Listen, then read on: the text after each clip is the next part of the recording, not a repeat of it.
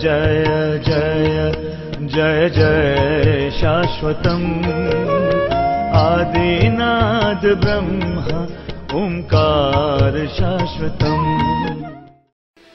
संसार में जी रहे हैं तो कोई गाली देगा, कोई सम्मान करेगा। ये बात नेताजी और संत लोग भली भांति जानते हैं कि अभी इतना सम्मान मिल रहा है तो 1000 गाली भी दे रहे होंगे, क्या फर्क पड़ता है। ये नेता लोग भी जानते हैं, संतों को भी गाली पड़ती है कि पीछे में कौन क्या बोल रहा है कौन जाने।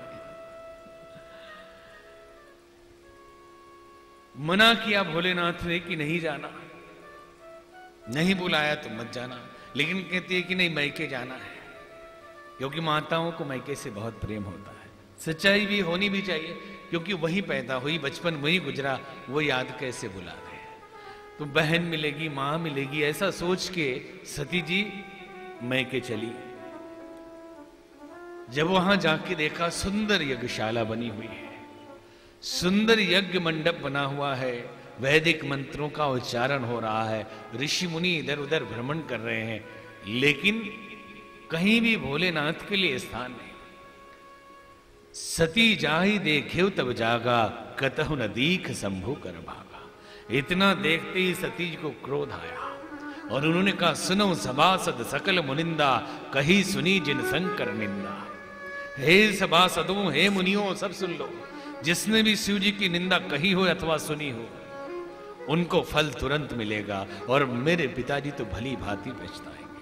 और इतना कह के उन्होंने अपना प्राण त्याग दिया। हाहाकार मच गया, नंदी भृंगी ने ध्वंस मचाना शुरू कर दिया, सारे ऋषि मुनि भागने लगे। ये प्रसंग बहुत बड़ा है, अलग अलग शास्त्रों में अलग ढंग से वर्णन है कि भगवान भोलेनाथ आए, फिर शव को लेके चले और भगवान नारायण ने अंग अंग काटा, एक एक अंग जहां गिरा वहां शक्तिपीठों की स्थापना हुई। सती जी ने शरीर का त्याग किया। दूसरा जन्म आपके आखिरी चिंतन पे निर्भर करता है।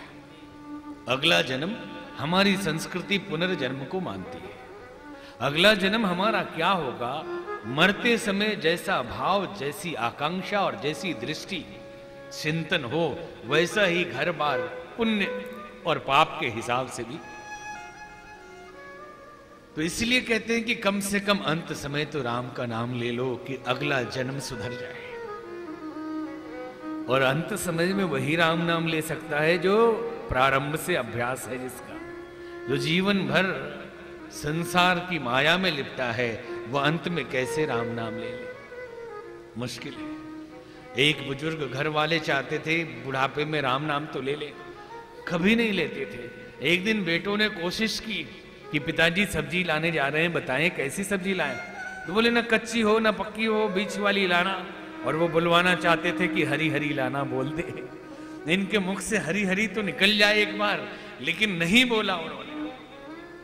अंत समय जो चिंतन रहता है वही जन्म होता है। ठीक इसका व्यवहारिक प्रमाण यह है कि संध्या जैसी होती है, अगला सुबह वैसा ही होता है। रात्रि को जो सोचकर आप सोए हैं, सुबह उठते समय वैसा ही भाव रहेगा। रात को फिल्मी गाना सुन के सोइए, हॉरर फिल्म देख के सोइए, आप सुबह उठेंगे वही चिंतन लिए हुए। और रात को भजन सुन के सोइए, कोई संकल्प लेके सोइए, नई योजना बना के सोइए, सुबह उन्हीं योजनाओं, उन्हीं दिव्य भावों के साथ उठेंगे, आपका नया जन्म शुभ होगा। अगर अगला जीवन सुधारना चाहते हैं, अगला दिन सुधारना चाहते हैं, तो रात्रि सुधार लीजिए, और अगला जन्म सुधारना चाहते हैं तो बुढ़ापा सुधार लीजिए, बुढ़ापे में भजन कर लीजिए। ठीक ऐसी ही अपने भाव के हिसाब से सती जी का जन्म पार्वती जी के रूप में हुआ। सती मरत हरि सन बर मांगा, सती मरत हरि सन बर मांगा, जन्म जन्म शिव पद अनुरागा, जन्म जन्म शिव